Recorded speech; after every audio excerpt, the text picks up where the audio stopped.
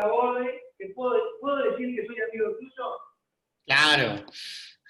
Muy bien, Gustavo. Y el jefe de pastelería del instituto, Diego Montelongo, con la mayoría de su carrera hecha en Argentina, de la mano de Osvaldo Gross y el Instituto Argentino de Gastronomía. Y hace 10 años que estamos acá y vamos a hacer un par de platos. Bien, sin más preámbulo, Gustavo, la palabra es tuya. Bueno, muchas gracias por la invitación. Gracias por participar, también saludos a Mauro, y hay otra gente también conocida por ahí, así que les agradezco que se interesen por estos temas. Bueno, con Mario seleccionamos algunos platos, algunos son particulares, otros son un poco más generales, y la idea no es no era los más obvios, que hay muchos, porque pese a la discusión de si tenemos o no una cocina propia, en realidad todos nosotros más o menos podríamos enumerar los platos que pertenecen al repertorio clásico, tradicional, que hemos venido preparando y comiendo durante generaciones y generaciones en Uruguay. Hay platos como, yo qué sé, la pascuanina, la milanesa, o no sé, los niños envueltos, los zapallitos rellenos, ese tipo de platos que ya aparecen en los primeros recetarios que se publican en nuestro país. Los primeros recetarios que se publican en nuestro país se publican a partir de la década de los años de 1880, el primero es de 1884, después hay un par más en 1890, y ahí ya aparecen estos platos. Sin embargo, elegimos algunos otros que tengan, que no sean tan obvios como les decía, ¿no? Entonces, otros sí, otros son muy, muy obvios, pero algunos no tanto. El primer plato que vamos a comentar es la carbonada. Capaz que algunos de ustedes la comieron, capaz que menos de ustedes la prepararon, y creo que la mayoría nunca la comieron y tampoco la identifican, no saben bien qué es, ¿no? No es un plato, es un clásico de la cocina uruguaya, no nos pertenece exclusivamente, desde luego, pero no es un plato que se sirva en restaurantes, por ejemplo, ¿no? Eventualmente algún lugar la puede hacer, pero no es un plato que uno lo pueda encontrar con facilidad, por lo tanto no es un plato habitual, es un clásico, pero que no está vigente en nuestra comida habitual, ¿verdad? La carbonada, para los que no la conocen, la descripción es un braseado, podríamos llamarle, ¿no? De carne, es decir, una cocción lenta, a baja temperatura, que incluye algunos vegetales, pero también frutas. Los vegetales que incluye son papa, son choclo, bueno, además del sofrito clásico, cebolla, ajo, puede llevar salsa de tomate, puede llevar morrón. Las carnes es carne, pero puede llevar también carne de vaca, pero puede llevar también algún embutido, puede llevar algún chorizo. Y muchas veces la tradicional, la habitual, lleva frutas, manzanas, peras, sobre todo peras, puede llevar pasas de uva, en algunas ocasiones se le pone orejones, a veces las frutas son verdes, a veces las frutas son deshidratadas, o como nosotros llamamos pasas, ¿no? Como la pasa de uva o los orejones, y se sirve tradicionalmente en una calabaza, en un zapallo, ¿no? Se hace un corte por la parte superior del zapallo, el zapallo se cuece también, se cuece al horno por lo general, porque si se hace en una olla, Mario me corrige, yo no soy cocinero, Mario me corrige si estoy diciendo algún disparate, Si se hace en una olla, es más fácil que se rompa, va a incorporar mucha agua, no es la idea. Entonces se hace por lo general en el horno, y se sirve este guisado, este guiso, adentro, y se presenta así en la mesa. Lo interesante de este plato es que en la década de 1890, tenemos registros de esto, era considerado el plato nacional. Hoy nos puede sorprender eso, pero era el plato nacional del Uruguay, antes que el asado. El asado no tenía ningún prestigio en ese momento. Pero no solo era nacional porque se hacía habitualmente, ¿no? Sino que lo vemos tanto en la comida popular, como por ejemplo en las mesas del Estado, en los banquetes que se hacían que estaba el presidente de la República y altos dignatarios invitados en ocasiones especiales. Uno de los platos que se servía era la carbonada. Lo encontramos, por ejemplo, mencionado en una crónica que se publica, en un libro que se llama Divagando, que está firmado es el seudónimo de un escritor, Máximo Torres, no es su nombre real, que cuenta que es invitado, es un médico, que lo invitan a una casa criolla. Él la describe como una típica casa criolla de la Unión, aquí en un barrio de Montevideo, y ahí le sirven locros, humita, empanadas, tamales, y en un momento dice, hasta que al final llega el gran plato nacional, la carbonada criolla, que es necesario comer en mangas de camisa. Pero yo no sé si, Mario, tenés el libro de Pascal ahí a mano. Acá lo tengo. Ahí está. Ese libro que tiene Mario ahí se llama El consultor culinario. Lo escribió Pascal, que era el cocinero del presidente Julio Herrera Llobes. Y siguió siendo su cocinero. Después que Julio Herrera Llobes es un personaje muy particular de esa época, que se fue completamente fundido de la presidencia de la República, y que siguió recibiendo gente en su casa, y Pascal, que era su cocinero, el cocinero oficial, le seguía haciendo, ahora le diríamos catering, pero le seguía haciendo el servicio de comida, de los banquetes, pese a que Julio Herrera Llobes no podía pagar, y igual él se lo hacía, ¿no? Y publicó, unos años después de que dejó de ser el cocinero del presidente, este libro, que se publica en 1890, que tiene como una parte muy interesante, el anexo final del libro, donde se reproducen los banquetes que en diferentes ocasiones oficiales del Estado, él cocinó. Y ahí aparece, lo vamos a ver, esto es una cosa muy típica de esta época, dominada por el pensamiento criollista, por un criollismo que no es el criollismo que luego va a ser el triunfante, que es un criollismo más reductivo, que acota más a la figura del gaucho. Este era un criollismo más panamericano en el sentido de que convivían las especialidades de todas las naciones, y ponía en pie de igualdad la cocina local con la gran cocina francesa, que es la cocina internacional de la época, y que va a ser hasta por lo menos los años 60, 70, va a ser la gran cocina, 1960, 1970, la gran cocina que domina el mundo durante casi un siglo, ¿no?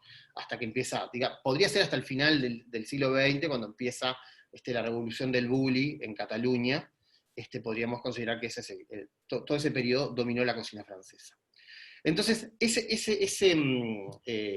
la carbonada se sirve junto con ostras, se toma con vinos franceses o vinos italianos, con un Sautern, con un Chianti, que aparece todo ahí en ese... Yo no sé si lo tenés ahí, Mario, para que lo puedan ver. Por lo menos... Ah, no, porque capaz que se puede... No, el banquete lo ubicaste, no, está al final, no importa. Está en las últimas páginas. todos los banquetes. Sí, sí, no importa, no importa, pero capaz que para mostrarles un poquito, si lo puedes acercar a la cámara, para mostrarles todo lo que se servía en un banquete, en esa época. En un banquete, estamos hablando de las élites, ¿no? Estamos hablando de los banquetes del Estado. A ver si lo logran ver ahí. Sí, no se va, bueno, pero son muchos platos que se llevan a la mesa, ¿no? Y ahí aparece la carbonada. La carbonada, yo no soy afecto a atribuirle un origen determinado a los platos. No es que no soy afecto porque se me antoja, no es una cuestión antojadiza, es porque los platos tienen, ningún plato es puro, los platos muchas veces toman tradiciones de diferentes lugares, de diferentes regiones, se sintetizan, a veces se distancian, a veces se reencuentran. Hay veces, ahora vamos a ver otros casos, que muchas cosas tienen, pongo un caso que no vamos a ver hoy, pero por ejemplo la pasta, que no es de origen italiano, pero tampoco es china, pero la podemos encontrar en diversos lugares. O sea, no es, los platos, como muchos rasgos culturales, no tienen un único origen. Hay veces que sí, pero muchas veces que tienen diferentes orígenes, ¿no? Por ejemplo, yo qué sé, las sopas o los asados o los guisos son familias culinarias que vamos a encontrar en diferentes regiones que no necesariamente están conectadas entre sí, sino que son maneras de proceder de las diferentes comunidades humanas que arriban más o menos a los mismos resultados, ¿no? Pero en el caso de la carbonada, muchas veces lo que se dice es que es un plato de origen belga, porque es el plato nacional de Bélgica es la carbonada a la flamande, ¿no? Que es también un estofado, un braseado de carne, pero que se diferencia mucho de lo que de lo que les comentaba. ¿En qué se diferencia de lo que les comentaba?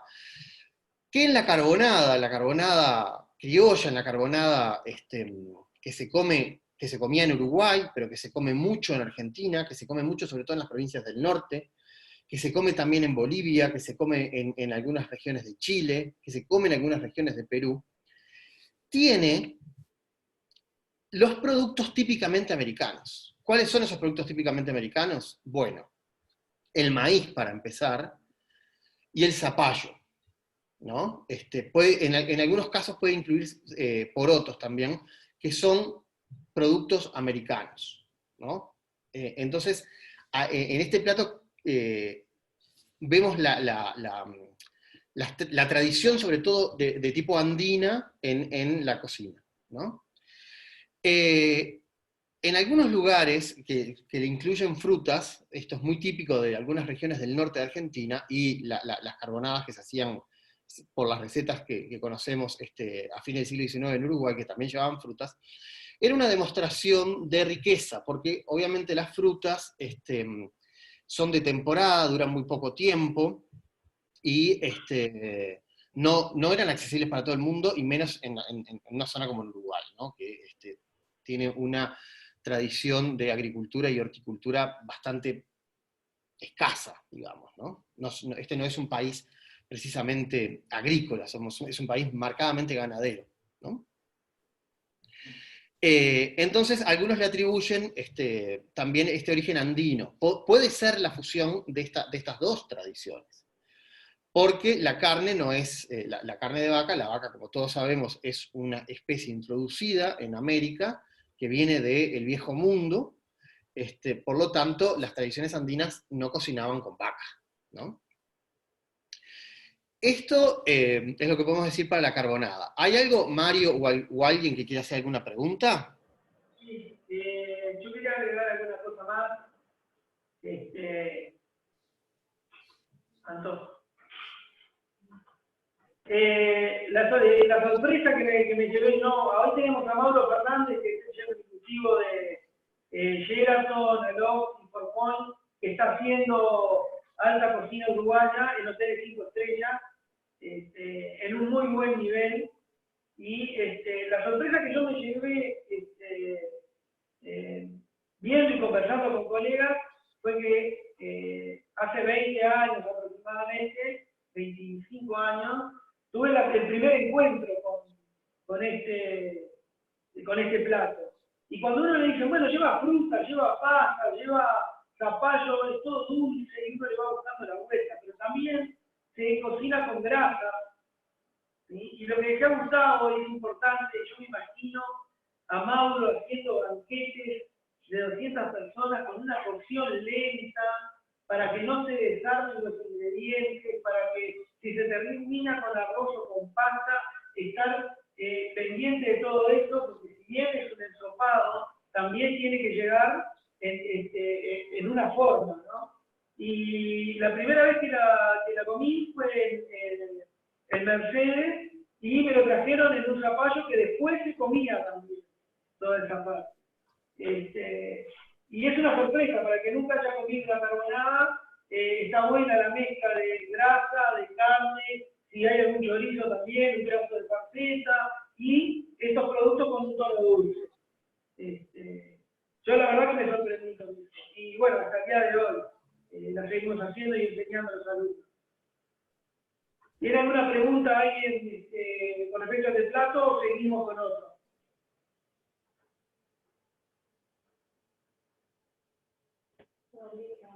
Bien, está preguntando si se consigue fácil el libro de Pascal. Es difícil conseguirlo porque es una reliquia, pero bueno, hay cuestiones de capaz que está colgado en Google, no creo, y si no hay que ir a la feria y consultar a los veteranos que hayan recibido de algún otro veterano ese libro y que lo hayan cuidado y lo hayan entendido. Sí, sí, no, una cosa sobre el libro de Pascal, la primera edición es de 1890, pero yo creo que esa edición que vos tenés es del siglo XX ya, me parece que es de 1912. O 20, capaz que puede ser. 1910. 1910. Tuvo 2 o 3 reediciones. Fue un libro que en su momento... esa no es la tapa original, pero tuvo su éxito. Además, imagínense, o sea, en realidad era un pionero, era el cocinero del presidente, ¿no? O sea, y era todo un personaje. Bueno, el segundo plato que elegimos no es propiamente un plato, es un producto que nosotros tiene mucho significado identitario para los uruguayos y también lo consumimos muchísimo. Es el dulce de leche. El dulce de leche tiene como característica singular que es de los pocos dulces. Yo quiero que alguien, si conoce otro, yo no conozco otro, pero de los pocos dulces de origen animal que nosotros consumimos, ¿no? Porque el resto de los dulces son de origen, son de frutas, básicamente, ¿no? Este es un típico producto de un país y de una región, en realidad, porque esto incluye Argentina, obviamente, productores de leche, porque son países eminentemente ganaderos, ¿verdad? Hay toda una discusión con el origen del dulce de leche. Yo sé que esto a mucha gente le gusta, tiene su folclore, digamos, el origen de los platos, de las comidas, pero como les decía, yo creo que tenemos que pensar, sobre todo porque muchas cosas que nosotros decimos, esto es uruguayo, esto es argentino, esto es español, esto es italiano, cometemos un error histórico que es atribuirles un origen relacionado a una comunidad política y en particular a una comunidad nacional a platos o productos que son muy anteriores a la invención misma de las naciones. Entonces es absurdo pensarlo en esos términos, porque cometemos un anacronismo. El caso del dulce de leche es un caso típico. En Argentina hay que si ustedes googlean, porque pasa, ahora la infodemia, como se dice para la pandemia, la información es tan accesible y generalizada, que por un lado es muy buena, pero por otro lado empobrece a veces la calidad de la información porque nos puede remitir muchas veces al mismo sitio, por cuestión de los algoritmos y eso, que no tiene nada que ver, pero es así como funciona Google, nos lleva información que es errónea o equivocada. Si ustedes googlean, se van a encontrar con una historia que los argentinos, yo no sé quién la creó, pero dice que había una sirvienta de Rosas que estaba haciendo una leche, una lechada para darle a Rosas, y cuando lo va a despertar, porque el tipo estaba durmiendo la siesta, en lugar de encontrarse a Rosas durmiendo en el catre, se encuentra a Lavalle, que en ese momento era su archienemigo. Entonces salió espantada, se olvidó de la olla con leche, y ahí tiene el origen del dulce de leche, ¿no? Este tipo de historias, en la que aparece siempre un personaje genial o torpe, o siempre hay un equívoco, un error, algo, una serendipia, digamos, una cosa que se llega por casualidad, es muy común en las historias de la cocina, ¿no? La mayoría son falsas. La mayoría no tienen sustento histórico, no están documentadas. En este caso, además, si ustedes dejan hirviendo leche, primero tenía que tener mucho azúcar para llegar al dulce de leche, ¿no? Pero si dejan hirviendo leche y se olvidan y no lo revuelven, no van a llegar al dulce de leche, van a llegar a una cosa quemada, espantosa, horrible, ¿no? Por lo tanto, ni siquiera es verosímil la historia, ¿no? Y esto, yo no me acuerdo la fecha exactamente en la que ellos lo fechan en la estancia de las Cañuelas de Rosas, creo que es 1860 y algo. Eh, y bueno, lugar y fecha de nacimiento le dan, ¿no? En realidad, el dulce de leche... Sí, eso al final da para mucho, ¿no? ¿Qué cosa? Y la fecha y el lugar ha dado Ah, para sí, grandes... claro, porque les permite reclamar el origen del dulce de leche argentino, ¿no? Eso, en un momento tuvimos una especie de guerra, de mini guerra diplomática con Argentina, porque los argentinos querían proteger, como protección de origen, designar el dulce de leche como argentino, ¿no? Esto se hace mucho con muchos productos. Francia y España e Italia son los abanderados de esto, que son las denominaciones de origen protegido, así se llaman, que permite, por ejemplo, en España, que siempre se elaboró champán, igual que en Francia, hace muchos años tuvieron que cambiar la denominación para llamarlo cava, porque el champán solo puede ser producido en la región en la Champaña francesa, ¿no? Lo mismo pasa con el Roquefort, con un montón de quesos, sobre todo con quesos, vinos, en fin, con un montón de productos que están atados al territorio, ¿no? Argentina pretendió hacer eso, Uruguay presentó sus reclamos, Sergio Puglia en un momento también participó de eso. Bueno, al final quedó en la nada toda la historia, ¿no? ¿De dónde viene el dulce de leche? Bueno, los franceses le llaman confitura de leche, la conocían antes del Río de la Plata. En algunos lugares le llaman manjar, ¿no? Como en los países andinos. En México le llaman cajeta, se hace con leche de cabra. Y son anteriores, digamos, a En esta... Colombia, arequipe. Sí. Pero tampoco son diferentes, ¿no? Sí, son diferentes, pero es lo que decía de las familias culinarias, ¿no? O sea, es una familia que tienen sus diferencias, pero básicamente son el mismo producto, ¿no? Es leche reducida con azúcar. Sí, claro. Entonces, hace unos años, un periodista uruguayo, Leonardo Abercon, publicó un libro bastante documentado sobre la historia del dulce de leche y cómo participan diferentes, por ejemplo, en todas las menciones literarias que hay en obras del Río de la Plata, desde Cortázar a Benedetti, mencionan el dulce de leche, ¿no? En canciones, hay un montón de cosas.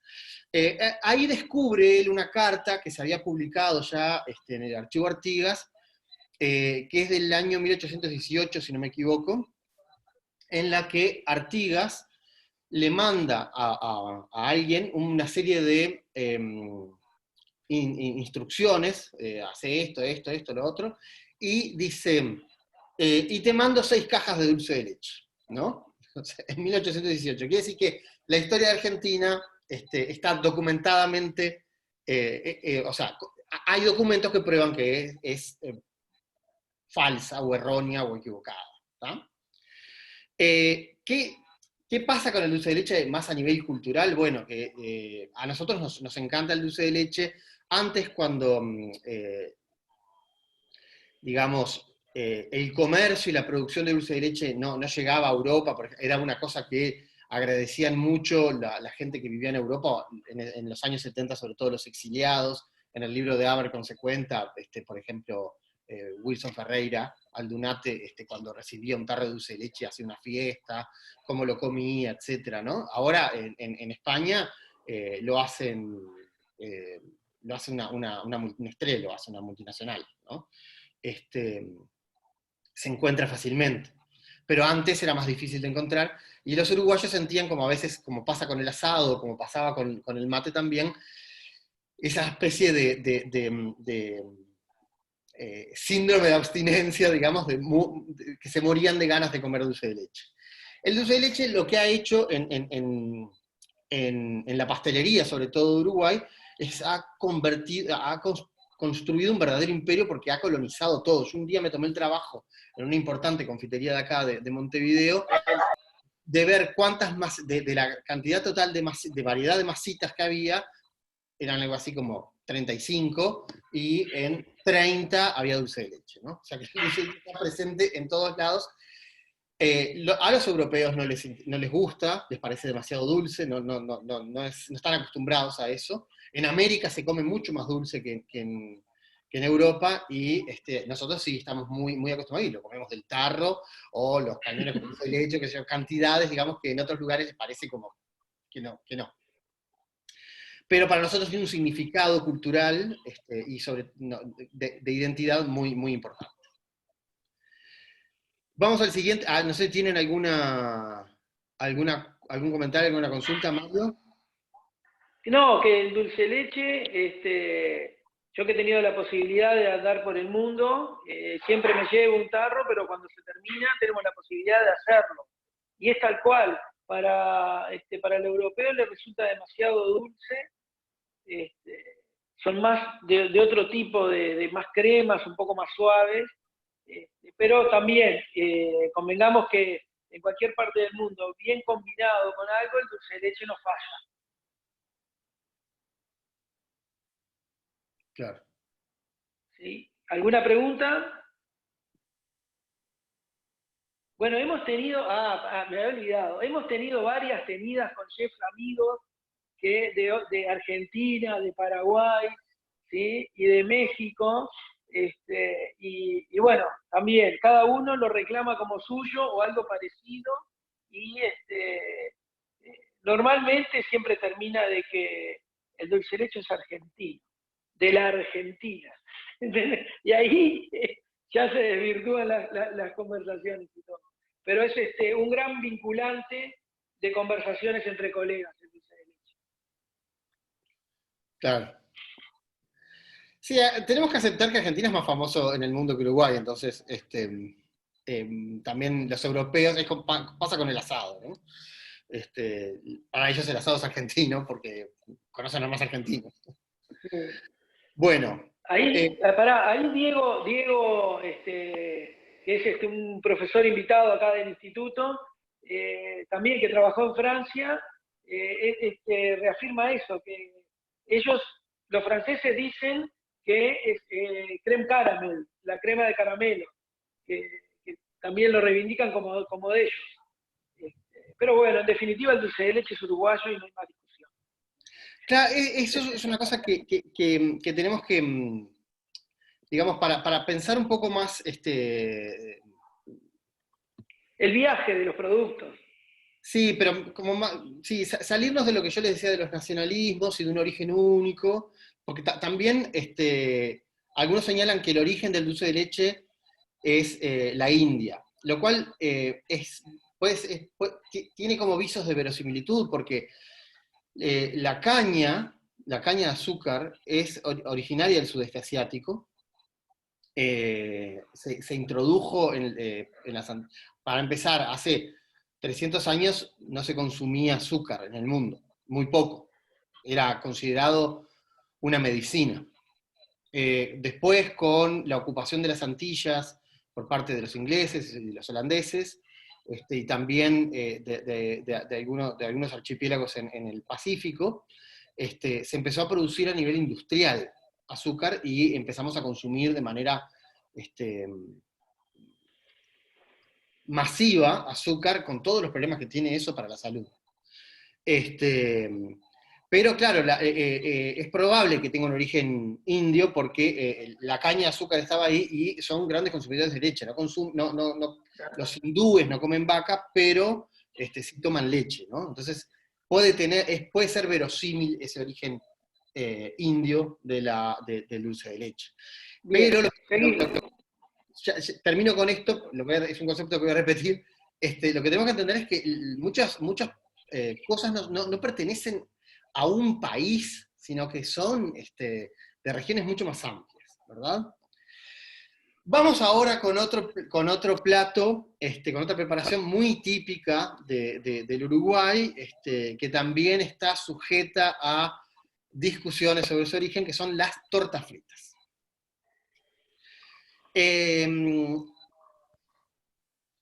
Las tortas fritas, nosotros las consideramos muy propias, y además las comemos en determinado contexto, básicamente los días de lluvia, ¿verdad? Entonces también tienen un anclaje identitario muy fuerte. Las vinculamos cuando llueve, nos dan ganas de comer tortas fritas y todo ese tipo de cosas, ¿no? El origen es muy discutido. Algunos dicen que son alemanas. Mario me dice que una vez se peleó con un cocinero, incluso llegaron a las manos, con un cocinero italiano que la consideraba propia, ¿no? Sí, trabajando en Parma, una de las guarniciones que teníamos en un plato de pescado ahí eran unas tortas fritas. Pero no me acuerdo cómo era que se llamaban, no me acuerdo cómo se llamaban. Y cuando me estaba enseñando así la masa, y yo la veía y decía, esta cara la conozco, ¿no? Entonces la cortaba bien finita con un cortapasta en forma de triángulo, de rombo, entonces decía, y en el momento hay que freírlas en aceite, ¿no? Pero mejor es freírlas en grasa, dijo. Torta frita, le digo yo. Esto comemos nosotros cuando llueve, y el mito es hacerlas con agua de lluvia, y la podés comer dulces o salados. Se puso colorado, enojadísimo, diciendo de que no, que eso era, ¿cómo fue que me dijo? Soy un bastardo, me dijo. Ofendidísimo con la banda oriental. Pero bueno, quedó en eso. En la primer tormenta que hubo, hice torta frita como la hacíamos nosotros, había conseguido, lo hicimos con grasa y todo, y decía, qué buena que está, salada le había gustado. Una anécdota de las tortas fritas.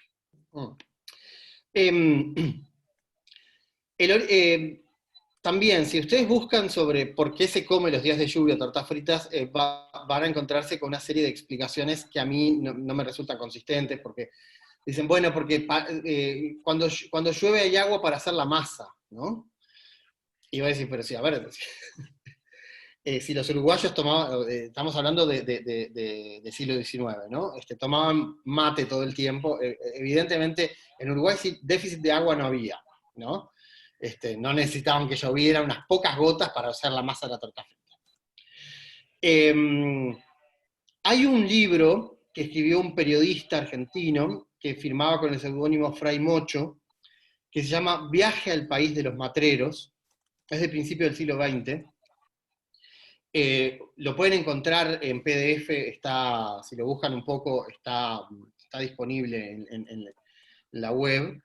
Hay un capítulo en el que se llama Bajo el alero, y cuenta, que yo es la referencia más antigua que conozco sobre esto, pero puede haber otras, ¿no? Que cuenta que están en un rancho y es un día de copiosa lluvia, entonces no pueden salir al campo, o pueden, pero no quieren mojarse, digamos, y tampoco quieren hacer el asado porque se les va a mojar y qué sé yo.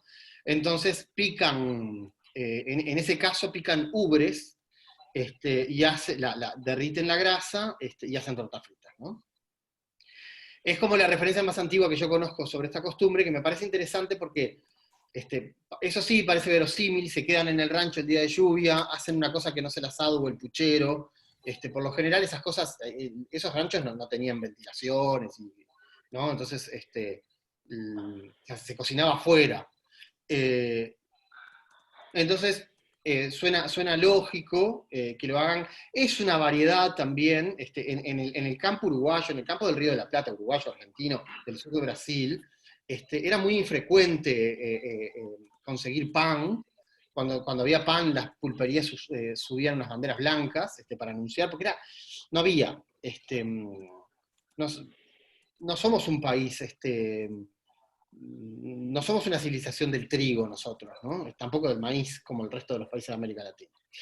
Entonces era poco común, y bueno, harían, eso sería introducir una variante en la dieta que no se limitaba solo al asado ni al puchero, habían otras cosas, pero tampoco era muy variado en el siglo XIX, sobre todo para los habitantes del medio rural. Hay un ruido. El horno, estamos calentando el horno. Muy bien. Para finalizar esto, porque voy medio rápido porque son varios platos que elegimos, les quiero decir que para mí, de lo que yo conozco, lo más parecido a la torta frita es la sopaipilla chilena, que se hace que es casi igual, pero se le introduce, en la mezcla va zapallo, y se come con lo que ellos le dicen pebre, que es como una salsa criolla, ¿no? Es como lo más parecido a la torta frita que yo he visto. Siguiente plato. Bueno, vamos a terminar con 4 preparaciones. Y vamos a verla ahora, sí. 4 preparaciones. Voy rápido porque estamos cortos de tiempo, ¿no, Mario? Sí, dale, tenemos 10 minutos más. Y después Bueno, viene Diego. perfecto. Así no le 15, robamos. por ser vos. Dale, así no le robamos tiempo a Diego. Después, de los que elegimos, son estos platos o preparaciones que los conocemos muy bien, que son muy uruguayos, que son emblemáticos de Uruguay, pero que pertenecen no a la cocina doméstica, sino al comer público, a la cocina pública, ¿no? Que no se hacen, en algunos casos son industriales y en otros casos raramente se hacen en las casas. El primero es, vamos a unirlos, son los serranitos y el chajá. Estas dos preparaciones son propias de uno de La Valleja, de la ciudad de Minas, y otro de Paysandú, el chajá de Paysandú y los serranitos de la ciudad de Minas, y son de confiterías de esos dos lugares. ¿Por qué son tan famosos? ¿Por qué tienen carácter nacional? Es decir, ¿por qué trascendieron sus ciudades de origen y se conocen a nivel nacional? Bueno, porque en la década de 1920 en Uruguay, que es de la época que son ambos, de 1927 es el chajá, y de los 20 ya Irizarry estaba produciendo los serranitos. En 1920 hay una campaña turística, una campaña articulada por el gobierno, pero con los privados, con muchos, o sea, por ejemplo, con la desaparecida empresa Honda, que era, capaz para los más jóvenes, Omnibus, que permitieron que los uruguayos se trasladaran por su propio territorio, y muchas veces tenían arreglos con, por ejemplo, con Irizarry, o con los que hacen los chajá, o con las termas, fueron como los que desarrollaron el turismo, ¿no? Estos dos platos son interesantes desde el punto de vista de la historia en Uruguay, porque en realidad se anticipan muchas décadas a una estrategia que hoy está muy en boga, que es vincular el turismo con el turismo gastronómico. Que la gente se traslade hacia algún lugar específico para tener una experiencia gastronómica. Y esto ya lo hacían en la década del 20. O sea, ahora hay muchos estudios, sobre todo desde el turismo, la antropología de la alimentación y todo, investigando este tipo de cosas. Lo tenemos a nivel más reciente y más importante, por ejemplo, el caso de Perú o el caso de México, y obviamente en el viejo mundo tenemos un montón de ejemplos, sobre todo en Europa, de gente que se traslada específicamente para comer, para tener lo que los antropólogos le llamamos la experiencia única, irrepetible, de comer algo que se produce solo o es una especialidad de ese lugar, ¿no? En Uruguay ya se hacía. Los serranitos, ya en la década del 20, se envasaban en el packaging clásico, que es el ventorrillo que simula o tiene la forma, remite al ventorrillo de la Buenavista, ¿no? Del arquitecto Vilamajó. Y ya estaban promocionando Villa Serrana, ¿verdad? Entonces son dos ejemplos súper interesantes de estas políticas de turismo y de promoción turística y gastronómica que van de la mano, ¿no? Quería leerles una cosa que tengo de un folletito de los 20, que dice que el nombre chajá hace referencia al ave considerada autóctona, cuyos atributos, cuerpo liviano y buen plumaje, se pueden apreciar en el postre, ¿no? O sea que ya estos discursos que nos parecen muy nuevos de lo autóctono, el turismo y la gastronomía, en realidad tienen 100 años. Lo siguiente son los bizcochos, que Mario estaba muy interesado en hablar de los bizcochos. Los bizcochos también pertenecen al comer público, se hacen obviamente en las panaderías. Si ustedes buscan, van a encontrar que se dice que vienen de la tradición alemana, de la pastelería. En realidad creo que están más cerca de una criollización de algunos, de lo que en España se llama la bollería, de España y de Francia, ¿no? Los croissants son obviamente, están muy vinculados a la tradición francesa, aunque no nacen en Francia, y después aparecen todas estas variantes, ¿verdad? Que son muy típicas, donde además tienen un principio de sabor, una característica gustativa, que está muy presente en otras preparaciones de Uruguay, que es el sabor ahumado, que yo considero que es un verdadero especiador, que le da el perfil gustativo diferente de por ejemplo, nuestras pizzas, nuestros bizcochos, el asado, ¿no? Porque nosotros estamos muy acostumbrados a cocinar con leña, esto no es habitual en otras partes del mundo, y ese perfil gustativo es muy propio de la cocina uruguaya y lo encontramos también en los bizcochos. Y los bizcochos también generan ciertos rituales, así como las tortas, hay como contextos de comensalidad, digamos, en el caso de las tortas fritas, por ejemplo, o el asado de los domingos, o los ravioles de los domingos también, lo podemos encontrar con los bizcochos, que son muy típicos de comerlos en la Rambla o en la esquina con los amigos, ya la gente más joven, ¿no?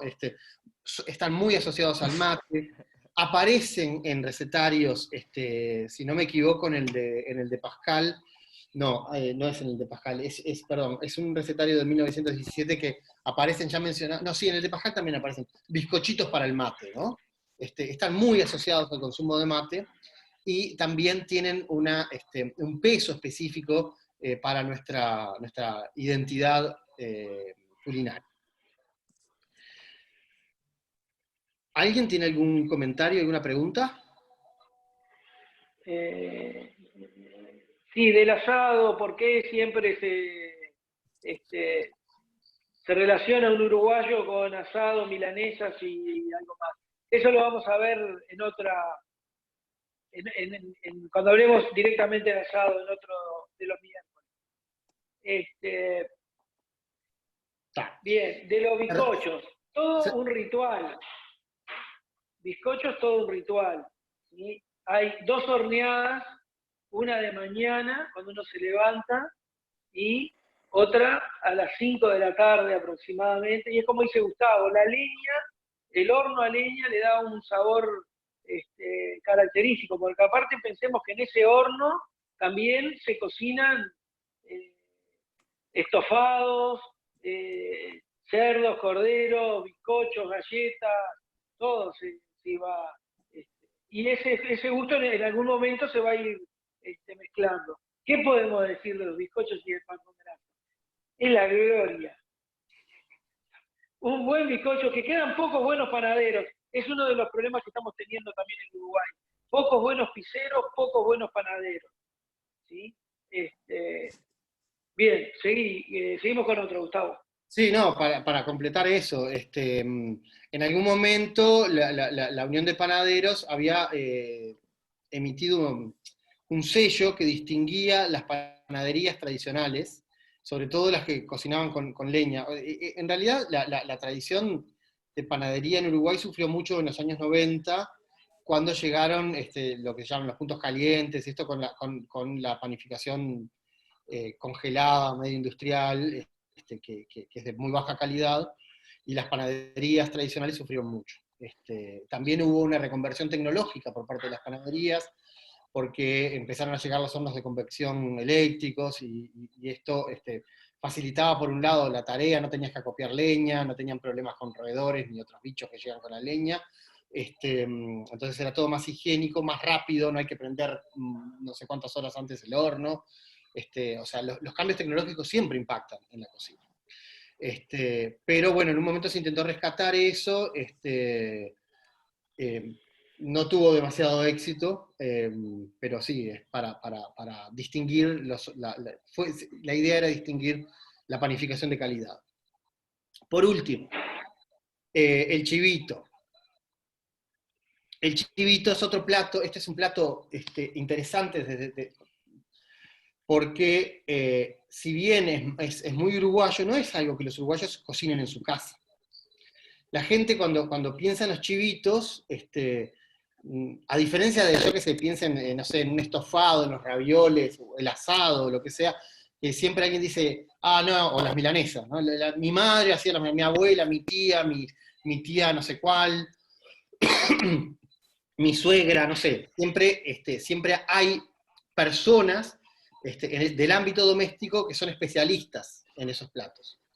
En cambio, en el chivito, se discutirá si el mejor es el de Marcos, el de los franceses. Voy a nombrar lugares de Montevideo que son los que conozco más. Marcos, o los francesitos, o el Tincal, o no sé, ¿no? Pero son... ¿Eh? ¿Qué pasó?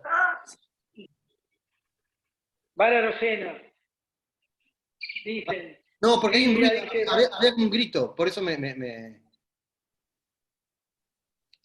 Nada.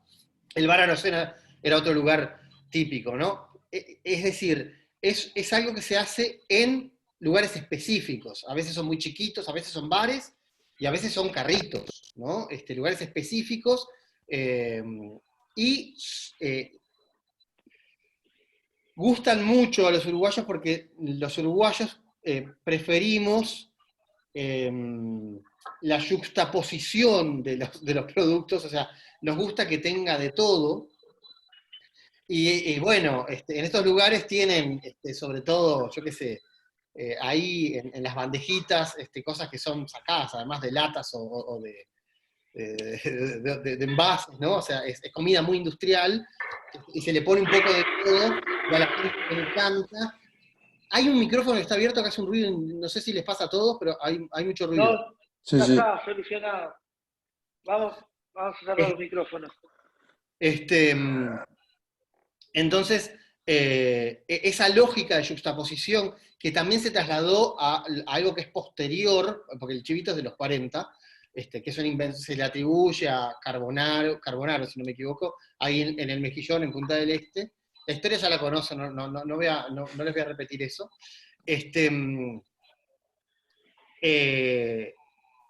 Pero se trasladó primero a los galleguitos, ¿se acuerdan? Ya de los años 70, 80, que son los primeros carritos que vendían choripanes y que también le ponían un poco de todo, y después a las hamburguesas, que las hamburguesas, los carritos típicos de Uruguay, de Montevideo por lo menos, son muy achivitadas, podríamos decir, ¿no? Con esa misma lógica de acumulación y juxtaposición y sabores muy grasos, muy fuertes, ¿no? Los uruguayos somos poco dados a veces para las cosas sutiles. Digo a veces porque en otras ocasiones somos muy dados, condimentamos muy poco, por ejemplo, ¿no? Entonces también nos gustan algunos sabores sutiles, yo qué sé, y a la carne asada no le ponemos más nada que queso, ¿no? Pero en el caso del chivito, o de las milanesas a la napolitana, ese tipo de cosas, nos gusta ponerle de todo, las pizzas también, de todo y en cantidad, ¿no? Y que sea muy graso, muy calórico. Cantidad. Sí, cantidad sobre todo. Es lo que preferimos. Cantidad a calidad. No sé si quieren hacer alguna pregunta, si le dejamos espacio a Montelongo, que nos va a deleitar. Muchas gracias, Gustavo. A ver, déjame ver que el chat. Ah, perdón, estaba el chat. Muy bien, Gustavo. La fritura es tan común en Italia, tiene un tradicional gnocco, que es como la torta frita, pero puede en algún caso rellenarse. Libros para estos temas que se recomienden. Bien. Bueno, perfecto. ¿De dónde son los bizcochos? Ahí está. A ver. Lo que pasa es que bizcocho se le llama, estoy leyendo todas las, porque estaba hablando y no leí el chat. Bizcocho, bueno, literalmente quiere decir 2 veces cocido, y los bizcochos, se le llama bizcocho a mucha cosa.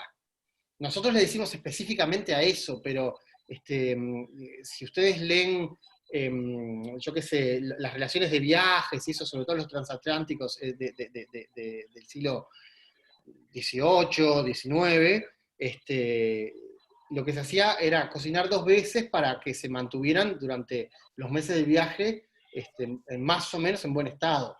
Esas panificaciones, y no se echaran a perder. Pero cuando se habla de bizcochos en esos casos, se habla más bien de cosas tipo galletas y no de nuestros bizcochos contemporáneos. La denominación puede llevar a la confusión, ¿no? Después alguien dice,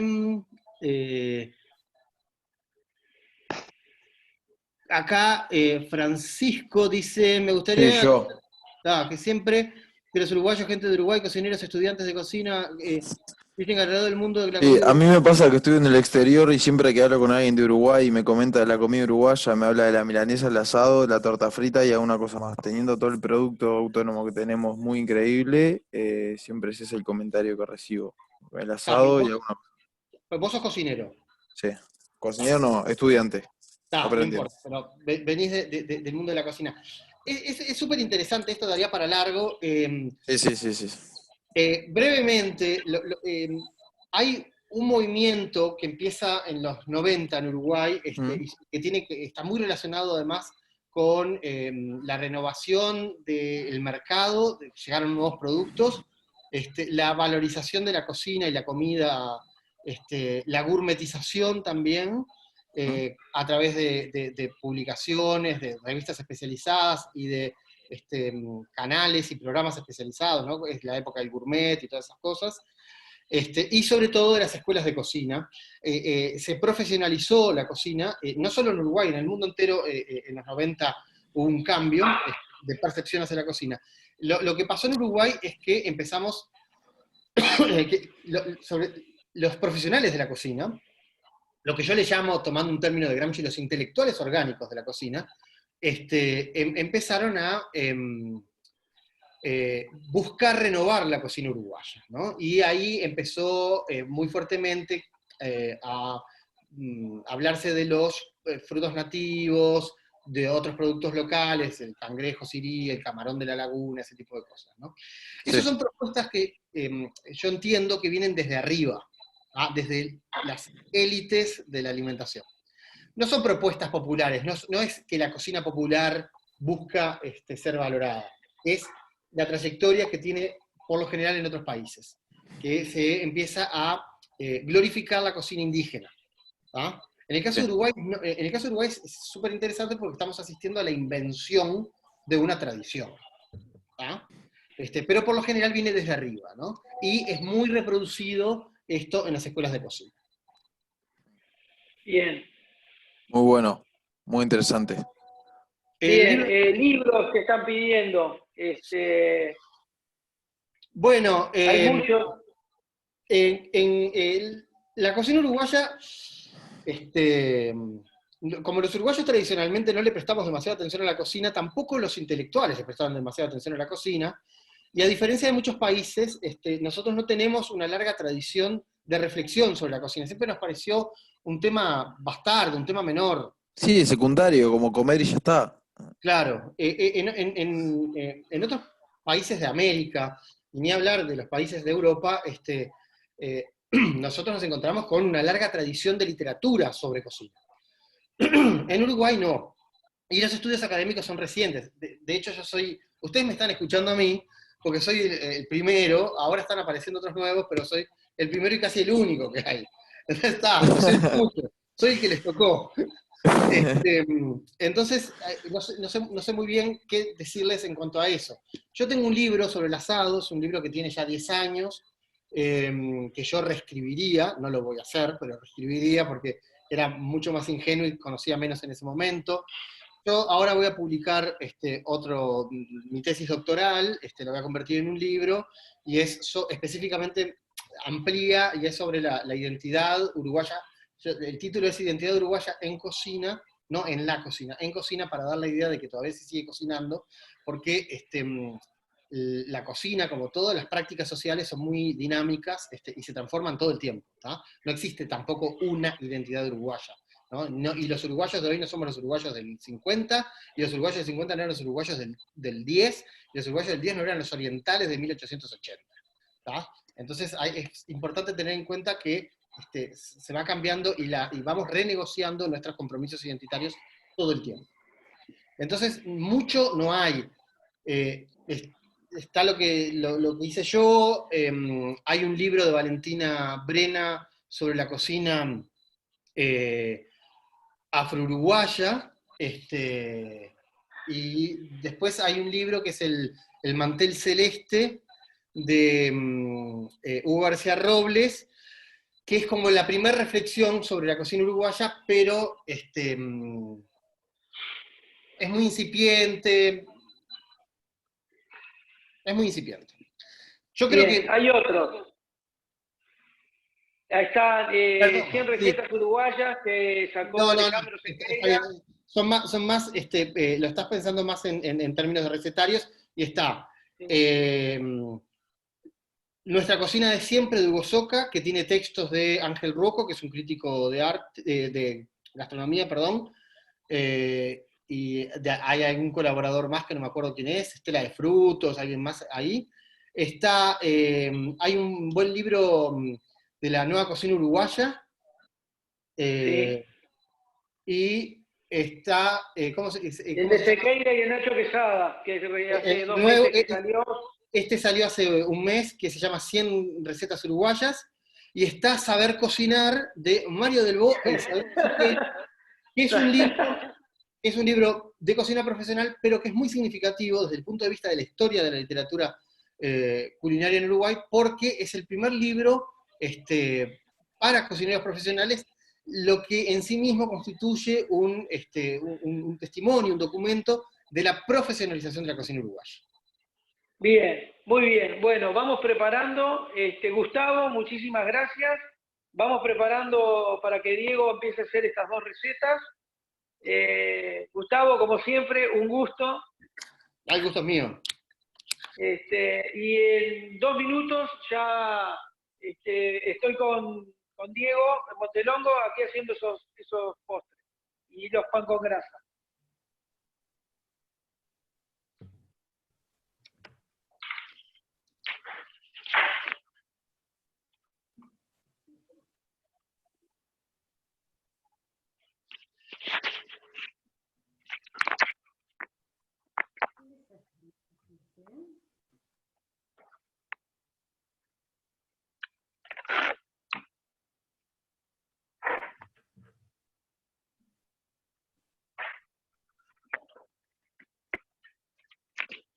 ¿Me escuchan? A ver, ¿me escuchan? ¿Sí? Perfecto.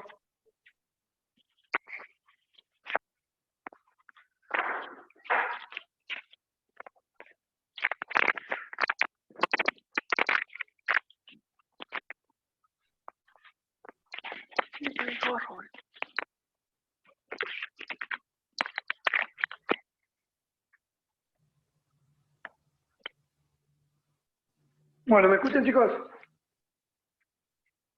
Hola. Yo no escucho. Fuerte y claro.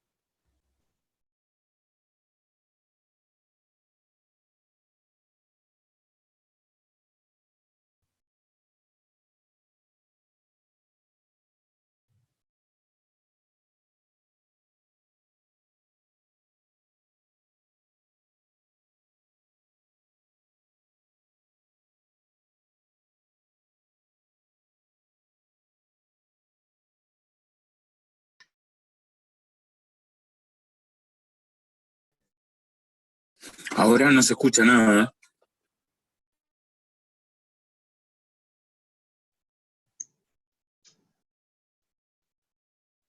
No, acá no se escucha.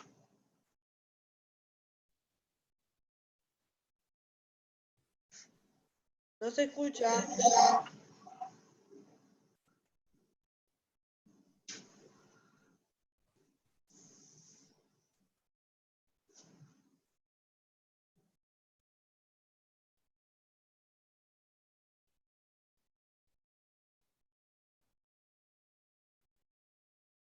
No se escucha. No se oye nada.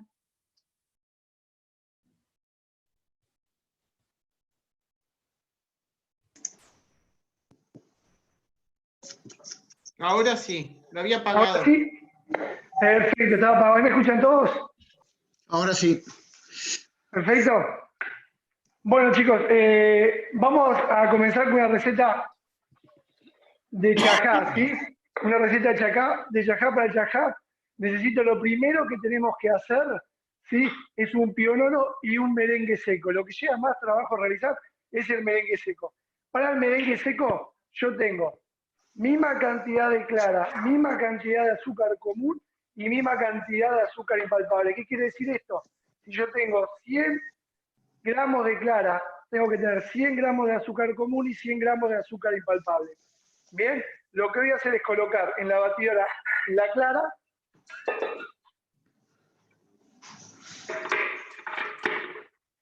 ¿sí? Voy a comenzar a batir la clara, voy a formar un merengue francés, ¿sí? Y ahí le voy a incorporar el azúcar común.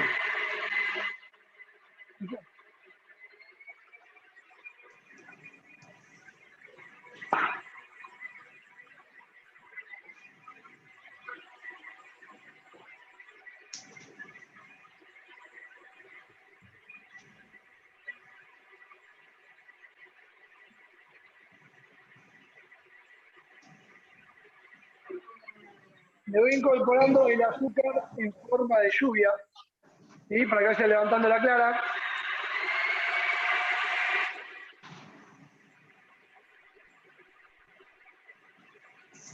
Esa la tenés vos, ¿no? ¿La batidora? Sí, te regalé una, ¿no? Sí, está en casa, está en Montevideo. Ah. ¿Te usaste? Sí. Por otro lado, tengo que tener una manga, ¿sí? Con una boquilla lisa. Y una boquilla lisa de 1 centímetro aproximadamente.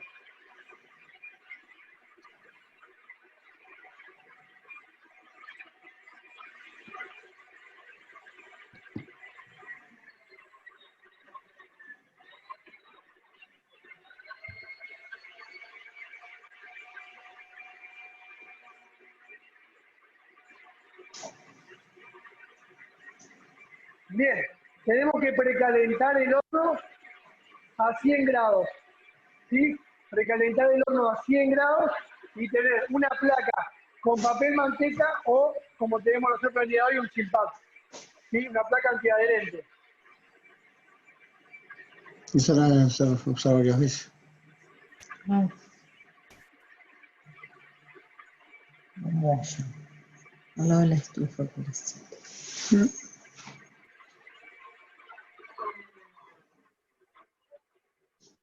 ¿El otro azúcar? ¿No le puso? Bien, Se pone sí, a vuelvo hacer- nuevamente, chicos. Vuelvo nuevamente.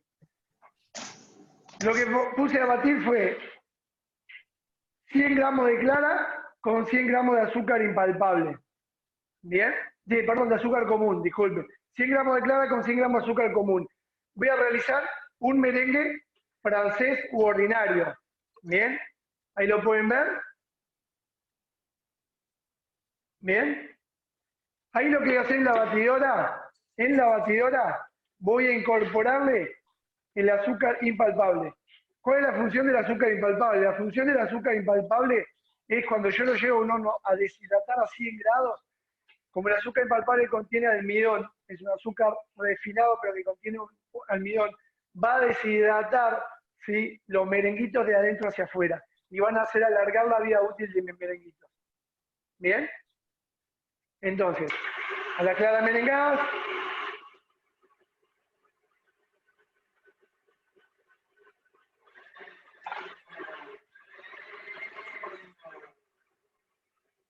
bien, incorporamos el azúcar impalpable. Y ahí lo que voy a hacer es colocarlo en una manga y partir a dar las formas. Manga con boquilla lisa, ¿sí? Una boquilla de 1 centímetro aproximadamente, un poquito menos. Tapamos el pico de la boquilla.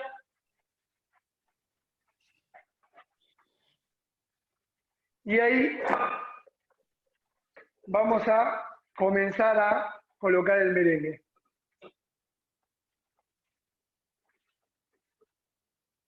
Hay pasteleros que lo hacen directamente con un merengue suizo, un merengue francés, 2 partes de azúcar por 1 de clara. Esa no sale. Al poco rato, a las pocas horas, ese merengue se va a humedecer. ¿Se entiende? Ese merengue se va a humedecer. Enseguida va a atrapar humedad. Entonces, tengo mi placa con silpat o papel manteca común. Ahí. Voy a partir bajo la boquilla y ahí voy a partir a dar la forma. Por ejemplo, quiero hacer un mini postre, voy a hacer una espiral. Comienzo del centro hacia afuera, formando un redondel. ¿Lo ven? ¿Se alcanza a ver? ¿Bien? Bien, voy a hacer otro.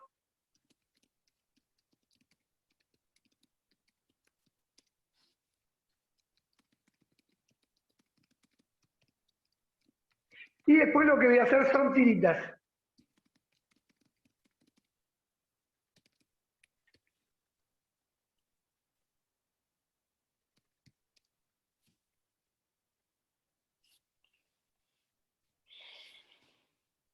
¿Alguna pregunta hasta ahí?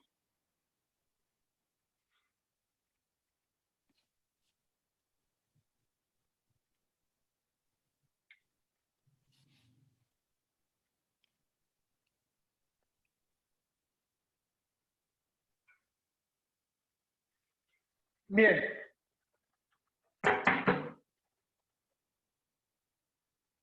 Bien, Es un que ama merengue, merengues. es un merengue Sí. francés al horno, ¿verdad? Es un merengue. El merengue francés, un merengue, son 2 partes de azúcar por una parte Por de clara. una declaración. Exactamente. Yo lo que tengo es un merengue, pero está dividido en 2 partes de azúcar. Lo único que una es azúcar impalpable y otra es azúcar común. Y una parte de clara. Un ejemplo. Yo puse a batir 100 gramos de clara. Una vez que iba levantando, le fui incorporando en forma de lluvia 100 gramos de azúcar común. Y formé claras merengadas. Sí, Bien. eso para mucho. A esa clara merengada, una vez que montó, le incorporé en la batidora con 2 o 3 vueltas nomás, con movimiento envolvente, 100 gramos de azúcar impalpable. ¿Bien? Total. Sí, sí.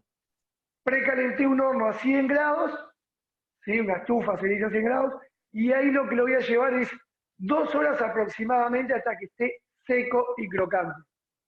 ¿Bien? Bien. Bien. Yo ya tengo unos cocidos. Ya tengo unos que están secos.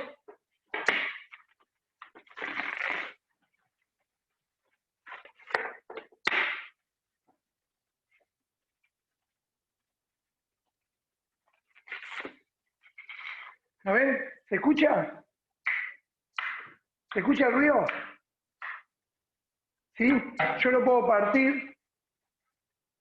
¿Un micrófono este? Ah, no se escucha el ruido. ¿Sí? Y formo un arenado si quiero con él. Tienen que estar bien secos. Bien secos. ¿Bien? Bien secos los merenguitos. Lo puedo hacer en forma redonda, en forma cuadrada, en la forma que yo desee. Si voy a hacer una torta, lo puedo hacer una placa de 30 por 40 tranquilamente. ¿Bien? Y a su vez también tengo tiritas que hice. Tiritas que hice de merengue.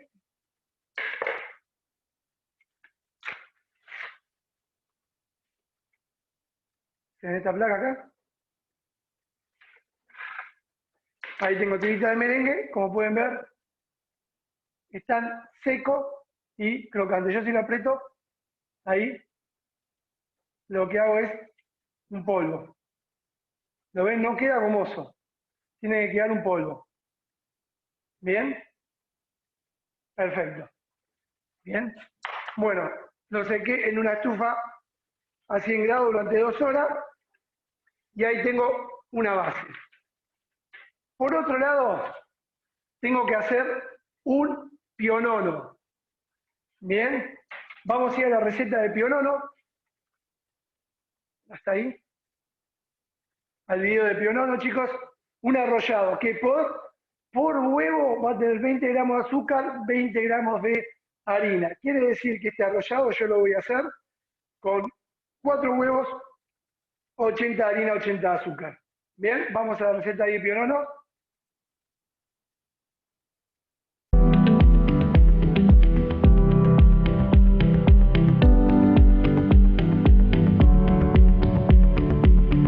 Batir los huevos con el azúcar y la miel a punto letra.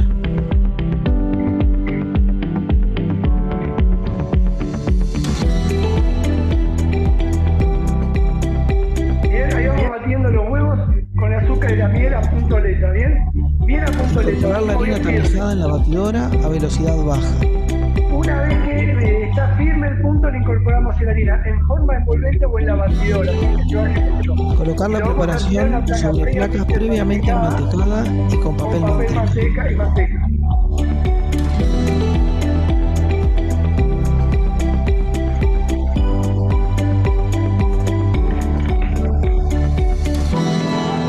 Lo vamos a llevar a un horno a 200 grados, 10 minutos aproximadamente.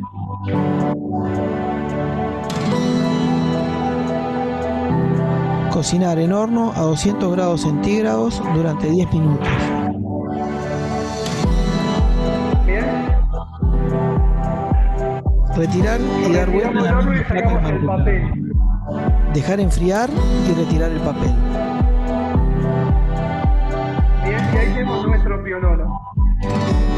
Bien, ese video, chicos, lo encuentran en YouTube, la página de Mario del Bo, y si no, en el libro Saber Cocinar, ahí está directamente, pueden descargar el pedido directamente de Pionono. Bien, yo acá ya tengo directamente una preparación hecha, ¿sí? Ya tengo un pionono hecho, una cuestión de tiempo, esto es lo que nos permite la magia del televisor. Bien, y tengo un pionono ya realizado. ¿Qué voy a hacer? Como voy a hacer postrecitos individuales, ¿sí? Voy a hacer postrecitos individuales, ahí lo que voy a hacer es cortar directamente el pionono, depende del tamaño que yo quiera. Yo, como dije, si voy a hacer una torta, directamente parto de un bizcochuelo o un pionono de un tamaño 30 por 40 y lo uso directamente entero para mi base de postre. Ahora lo que voy a hacer es cortar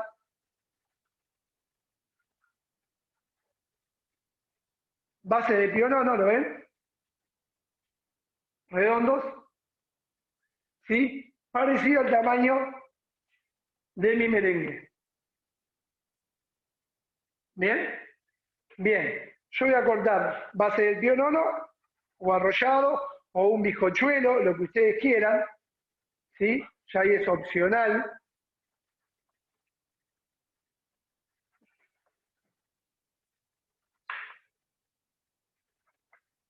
Bien. Ahí voy a dejar las bases de mi postre cortaditas. Retiro por un costado. Y bien, tengo la base que es lo más importante para realizar el chajá. ¿Se entiende? Tengo la base y tengo el merengue seco que da mucho trabajo, el secado. Bien, ahora lo que voy a preparar es la crema. Crema, hay muchas recetas de crema de chajá. ¿Sí? Lo más fácil, montar crema con azúcar, formar crema chantilly, y ahí directamente tenemos la crema liviana del chajá. Lo que nosotros hacemos en el UG es una crema más elaborada, más saborizada, con más cuerpo. ¿Qué vamos a hacer? Yo ya tengo acá. Yo tengo una crema pastelera. Muchas gracias. Tengo una crema pastelera ya realizada, que ya le vamos a mostrar el videito de crema pastelera. Bien. Y lo que voy a hacer, ¿sí? Un segundito. Esta crema pastelera está realizada de hace más o menos una hora y media. ¿Lo ven? Si no en esta cámara, ¿la ven la crema? Tiene cuerpo. Lo voy a colocar en la batidora y lo voy a poner a batir y lo voy a ir emulsionando con manteca. Tengo manteca pomada. Manteca pomada es manteca blanda. Es manteca que está blanda. ¿Sí? En estado sólido, no líquido. En estado sólido, no líquido, pero está blanda. Se le dice manteca pomada. No derretida, no dura de la heladera. ¿Sí? Manteca pomada. Lo que voy a hacer es, voy a comenzar a batir suave y voy a ir incorporando la manteca pomada. Nosotros, mientras, lo que vamos a hacer, ¿sí? Lo que vamos a hacer es ir viendo el video, mientras yo voy incorporando la manteca, de la crema pastelera.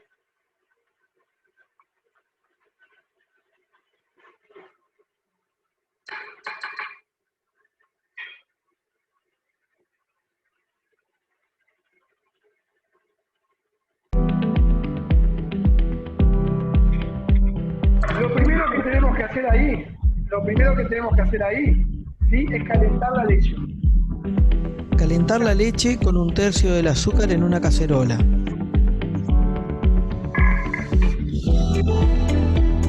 Mezclar el azúcar restante y el almidón.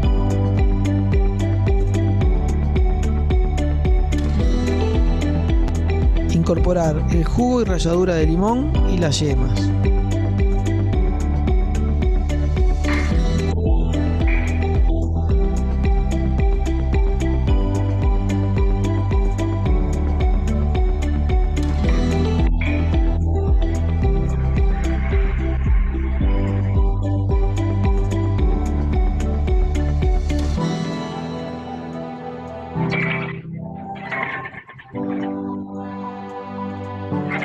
Templar con un poco de leche tibia y mezclar.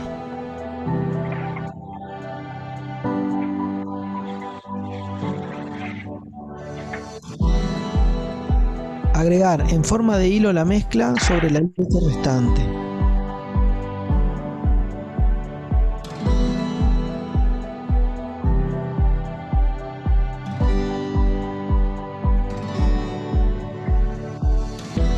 Llevar a punto de hervor y cocinar a fuego bajo durante 2 minutos.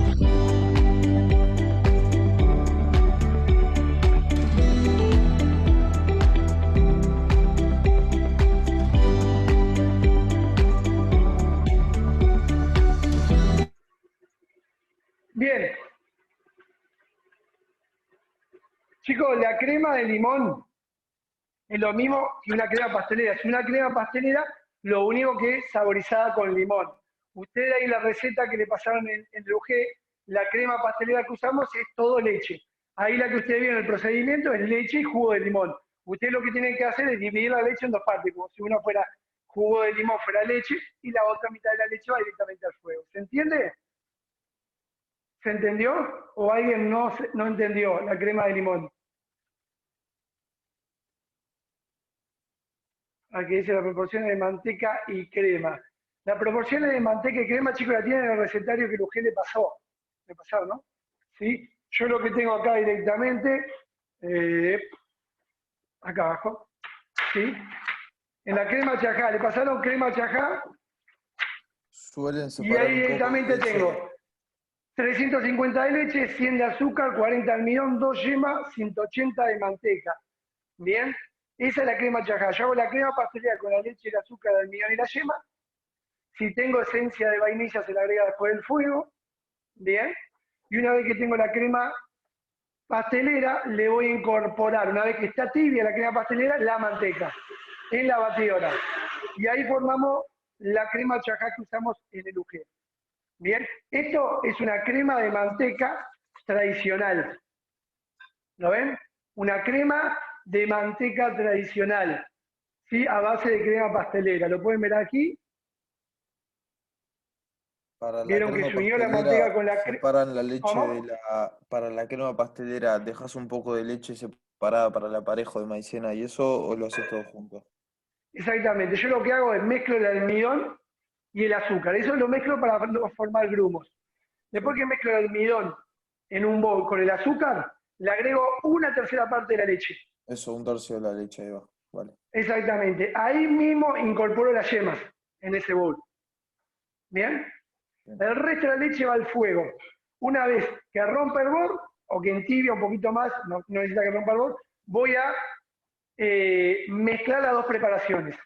Y después llevo todo al fuego hasta que rompa el bol. Una vez que rompa el bol, directamente lo cocino a fuego bajo durante 1 o 2 minutos, tengo mi crema pastelera.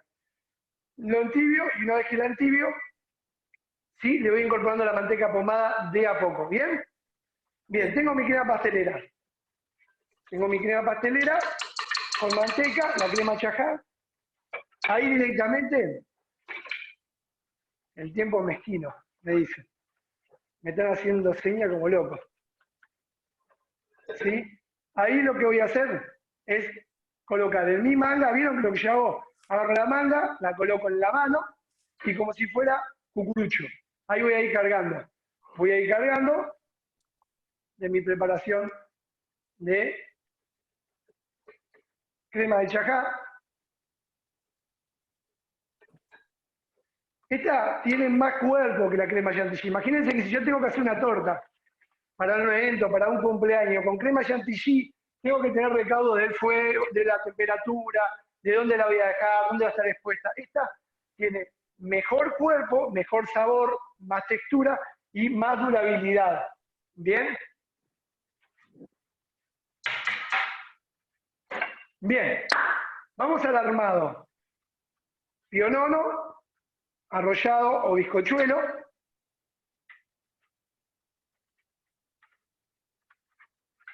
¿Lo ven? Bien. Un poquitito. Ya lo muestro.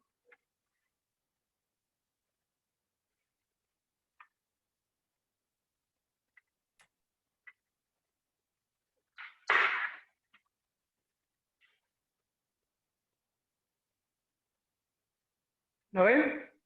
Pionono, un poquitito de crema, medio centímetro aproximadamente. Tengo duraznos que ya están cortados. Durazno en almíbar, que están cortados en cubos. ¿Lo ven? Y ahí voy a colocar durazno en la base.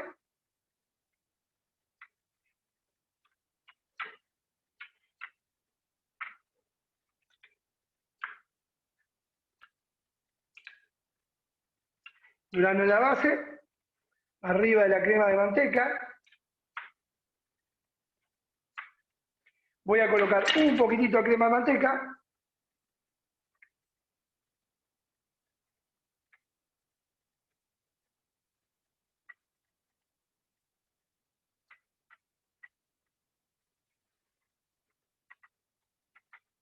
Ahí voy a colocar mi disco de merengue. ¿Sí? Hago presión, mi disco de merengue.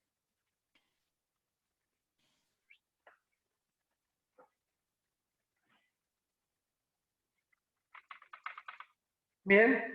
Hay recetas que no son las clásicas, que enseguida del arrollado o el pionono le colocan una capa de dulce de leche. ¿Sí? No sé si lo orden ahí me puede confirmar. Hay muchas recetas, pero no es el tradicional.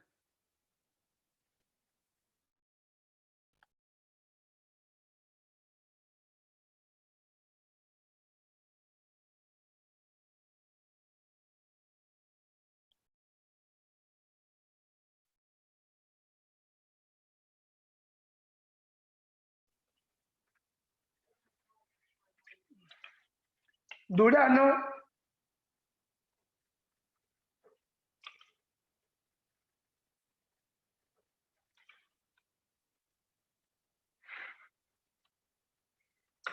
Me están comiendo los merengues secos. Atrás de cámara. Merengue seco, chicos, es espectacular. ¿Sí? No solo para esto, para todos. Para todo nuestro hogar, merengue seco va. Es una exquisitez.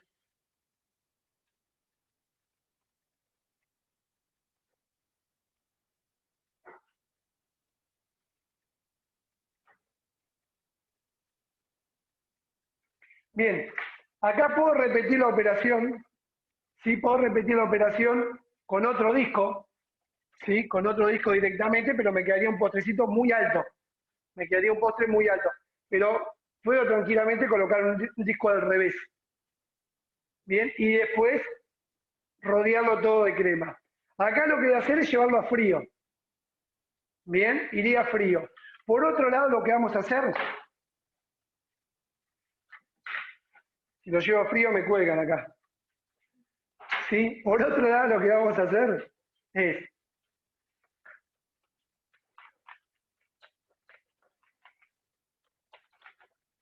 picar, romper los merenguitos. ¿Sí? Tengo los merenguitos y ahí lo que voy a hacer es picarlo, romperlo, picarlo con la mano, con cuchillo, como ustedes quieran.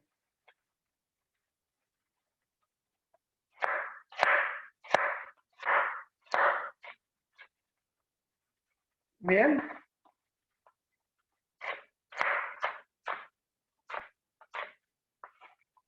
Practiquen hacer merengue en sus casas, chicos, el que pueda. Digo chicos porque estoy acostumbrado a los alumnos, ¿no? Capaz que no hay tan chicos. Practiquen hacer en su casa el merengue para cualquier ocasión. Merengue seco va con cualquier postre. Sí, hay muchos postres clásicos. Sí, tanto rioplatense, digo siempre uruguayo, argentino. Hay muchos postres que son tradicionales, llevarían merengue, hojaldre, dulce de leche, crema pastelera crema pastelera con manteca, la crema clásica Chajá, el postre Balcarce, hay muchos postres. El postre de Leguizamo, de la década del 50, de la pastelería rioplatense, hay muchos postres clásicos. Si digo rioplatense porque el postre no es ni uruguayo ni argentino, es rioplatense. ¿Bien? Ahí. ¿Ven? Lo voy a mostrar acá. Esto de andar corriendo no me gusta nada, pero bueno. ¿Lo ven ahí? Le saqué. ¿Alcanzan a ver? Lo desmoldé. Desmoldo otro acá para que lo vean. ¿Lo ven? Sale. Sale, queda montado. Aguanta tranquilamente a temperatura ambiente. Ya la crema chantilly es más complicado. Y acá lo que vamos a hacer es colocarle merenguitos por arriba y por alrededor. ¿Bien?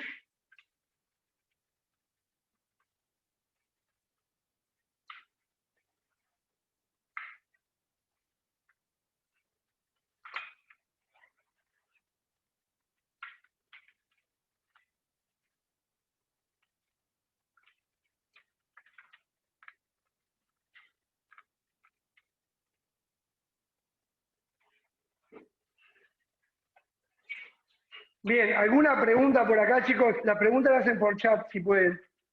¿Bien? Si pueden hacerla por chat, mucho mejor. Bien, ahí.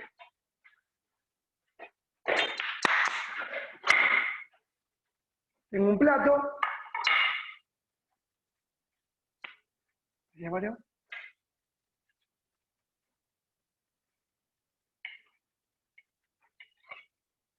Levanto mi postre chajá. ¿Sabes cómo se lo devuelven atrás de pantalla, no? No queda nada. Y después lo que tengo es sencillo, chicos. Durazno, el mismo durazno para no complicarnos. Procesadora, le incorporamos el mismo almíbar del durazno o un almíbar aparte. Y ahí obtengo una salsa de durazno. ¿Se entiende? Que una salsa que ya está pasteurizada, porque el durazno y el almíbar que tenía la lata ya está pasteurizado, ¿se entiende? Entonces, tranquilamente, a mi platito, y le puedo tirar por arriba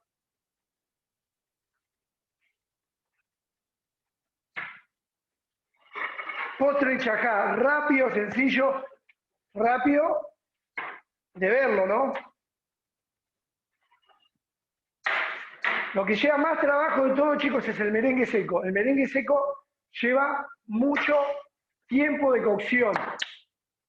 Vamos ahora, si no hay más dudas, con el qué ruido que hace el merengue al romperse. Muy bien, Agustina. Sí, el merengue lo importante es secarlo bien. Y digo siempre lo mismo, se lo digo a colegas y demás.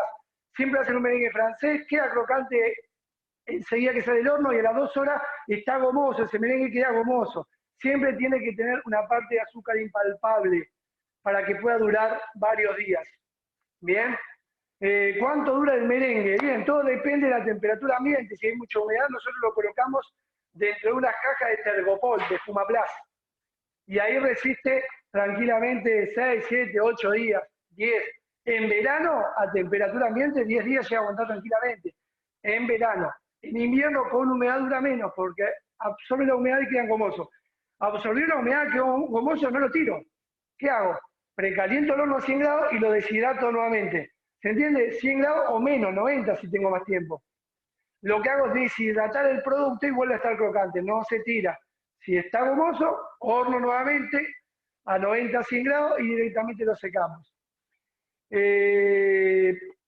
Si usa azúcar impalpable casera, ¿debo agregarle almidón? Sí. El azúcar impalpable tiene almidón, tiene un porcentaje de almidón. Depende de la marca, va aproximadamente un 8, 10, 15, pero contiene almidón.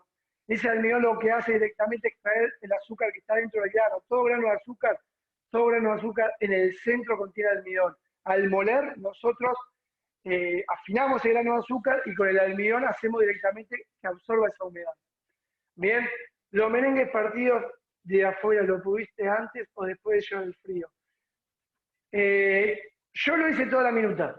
Tenía la crema pastelera que la había hecho hace 1 hora y media, la manteca pomada, lo mezclé y al toque, lo armé de una, no lo llevé a frío. Y vieron que se sostiene, el postre está afuera, está atrás de la pantalla, lo voy a mostrar, nunca fue a frío.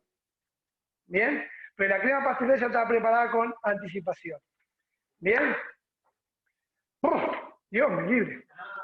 Ave María Purísima.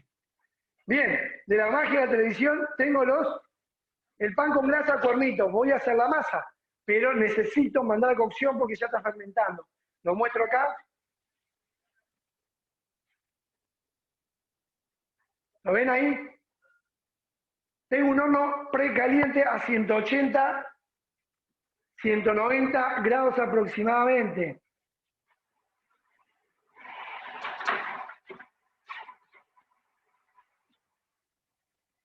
Lo llevo a cocción, me olvido. Bien, voy a hacer la masa y después hablamos del pan. No hay ninguna pregunta más, bien. Acá tengo una tercera parte de la receta, ¿sí? Una cuarta parte, perdón, de la receta.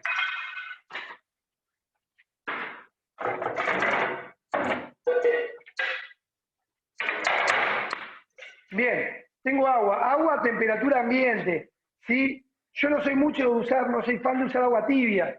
El agua tibia a veces, recordemos que la levadura, esto que está acá, que lo ven acá directamente, ¿sí?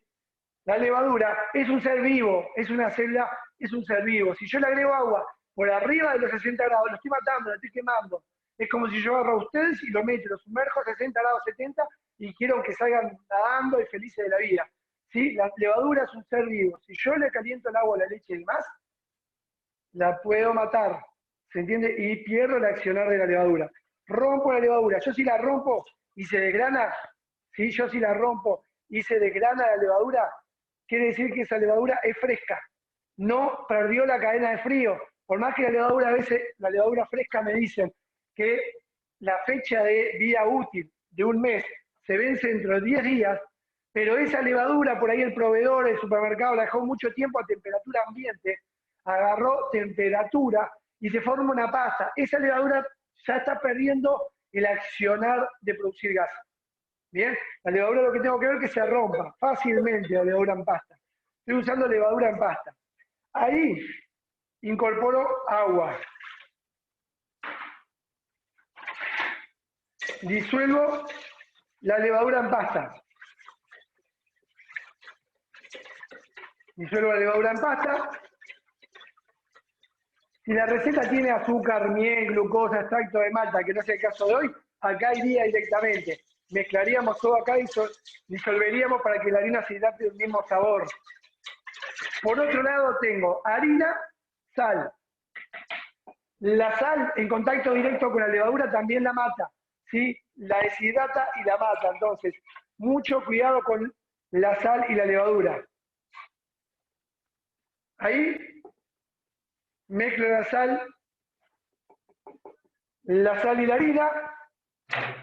Mezclo la sal y la harina. Estaba buscando una cuchara, pero no tengo.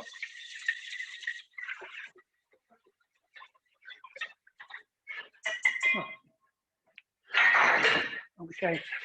Bien, ahí mismo tengo líquido. No importa si el líquido va a lo seco o lo seco a lo líquido.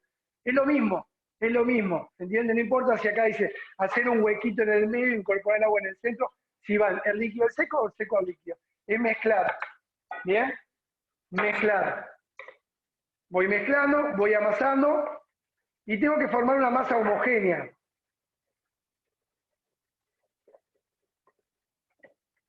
Acá en este punto yo tengo que dejar descansar.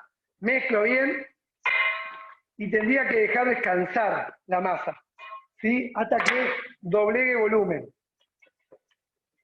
¿Bien? Yo lo que voy a hacer, imaginarme que dobló volumen, que pasaron 20 minutos. ¿Sí? Imagino que pasaron 20 minutos. Y ahí le voy a incorporar la grasa. Grasa pomada. ¿Me pasas la harina, Mario, por favor?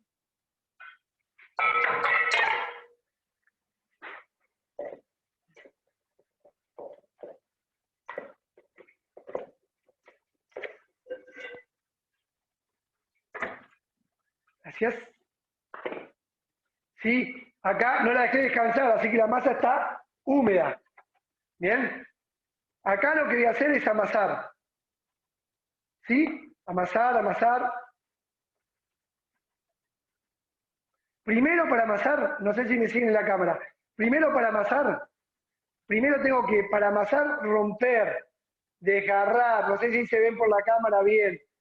Romper, desgarrar. Eso es para mezclar la grasa, ¿sí? Y todos los ingredientes. Voy nuevamente, ¿sí? Tengo que, ¿se ve? Bien, romper, desgarrar. Y una vez que rompemos y desgarramos, ahí vamos a sobar para un lado, para el otro, para un lado, para el otro. Esto es sobar. Lo que busco acá es que el gluten relaje, ¿sí? Que el gluten relaje. Yo acá le incorporo un poco de harina porque directamente esta masa la dejé descansar. Y ahí le doy para un lado y para el otro, para un lado y para el otro. ¿Se entiende? Acá, hasta que la masa quede lisa y homogénea. ¿Bien? Lisa y homogénea. ¿Bien? Partimos que la masa ya descansó. Vamos a cortar bollo de 30 a 35 gramos aproximadamente.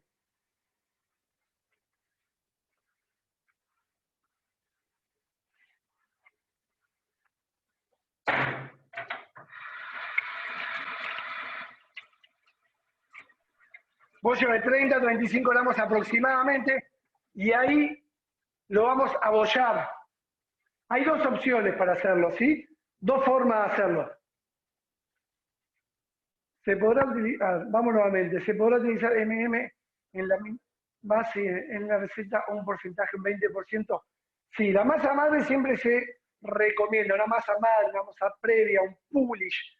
Cualquier siembra de levadura se aconseja entre un 15 y un 20%. Bien.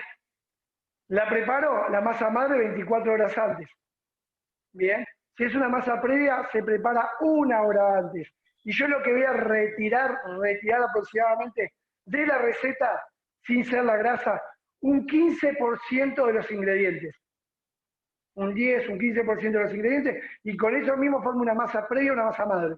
Masa madre si está 24 horas descansando en la heladera, que un día antes. Masa previa se de 1 o 2 horas con anticipación. ¿Bien? ¿Contesté? ¿Otra pregunta más? No. Bien.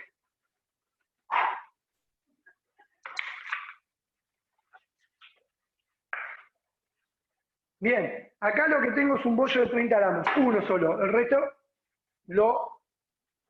le di la forma. Bollo, ¿sí? Un bollito de 30 gramos, lo que voy a hacer es harina a la mesada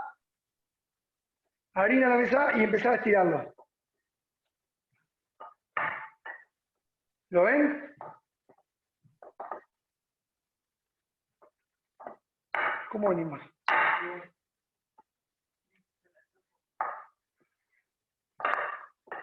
Bien.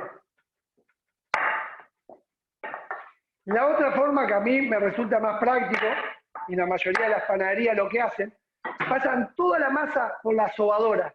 2 vueltas sobadora y la estiran de forma rectangular. ¿Sí? A mí me resulta más práctico cuando tenemos que hacer producción. A nivel de escuela tenemos que enseñarlo así, uno por uno. Pero a nivel de panadería, se pasa la masa por la sobadora, le dan 2 pliegues, se estira 3 milímetros, y ahí directamente vienen con el cuchillo cortando fajas de 3 centímetros por 6 aproximadamente. ¿Se entendió? Fajas. Fajas son rectángulos, de 3 por 6. Una vez que forma faja de 3 por 6, ahí directamente partimos a darle la forma. Miren acá cómo se arma. ¿Lo ven? Tengo la masita, ¿se alcanza a ver? No sé si la cámara ve ahí. Y ahí voy enrollando los dos extremos. Una vez que llego ahí, ¿sí? Mojo con agua las 2 puntas y ahí plegamos. Y ahí tenemos nuestro cañoncito. ¿Bien? O pan con grasa. En algunos lugares le dicen cañoncito, en otros lugares pan con grasa. ¿Bien? Están en el horno. ¿Preguntas por ahí? Ninguna, ¿no? Bien. Vamos arriba.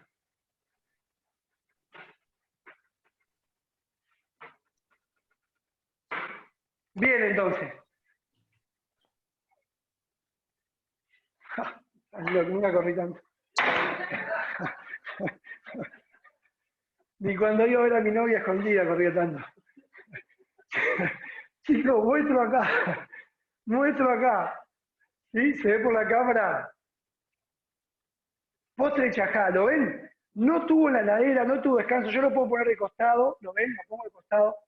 ¿Sí? Prácticamente, no sé si me ven por la otra cámara. Lo pongo de suave, me dice Antonella. Y no se cae, se mantiene. ¿sí? Se mantiene porque la crema pastelera le da cuerpo directamente. Si fuera crema chantilly, como muchas recetas, crema y azúcar, para la crema chantilly no lo expliqué. La crema chantilly por litro de crema, 250 de azúcar común impalpable. Si uso azúcar común, tengo que hidratar el azúcar común 15 o 20 minutos antes de ponerlo a batir. Si es azúcar impalpable, de una. ¿Sí? Batimos la crema y le vamos incorporando azúcar impalpable. Por litro de crema, 250 de azúcar. Bien, y ahí tenemos la crema chantilly. Bien, vamos a los... Bien, le falta un poquito de color.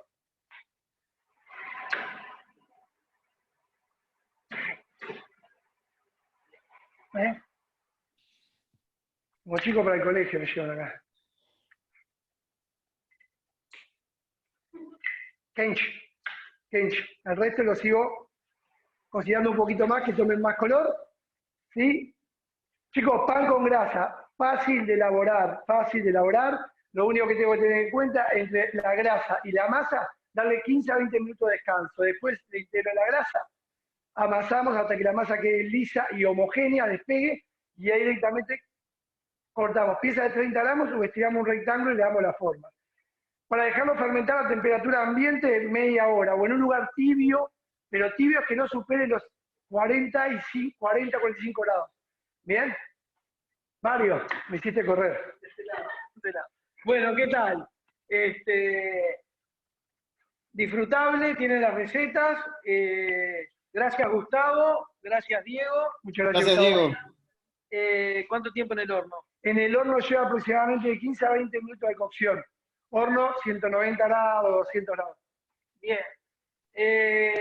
La semana que viene están todos invitados. Tenemos comida de olla y vino con Titina Núñez, directora de la revista Placer, y máster en wine y vino y algo más, que es una de las que tenemos, y voy a estar cocinando yo algunos de los comidas de olla que nos identifican. Así que bueno, el lunes a las 15 horas en punto se abre las inscripciones solamente por Instagram y WhatsApp del instituto. Muchísimas gracias, nos vemos el miércoles que viene. Saludos, Mario. Chicos, gracias, Gustavo. Chao, gracias. Adiós. Nos vemos, gracias. Guardamos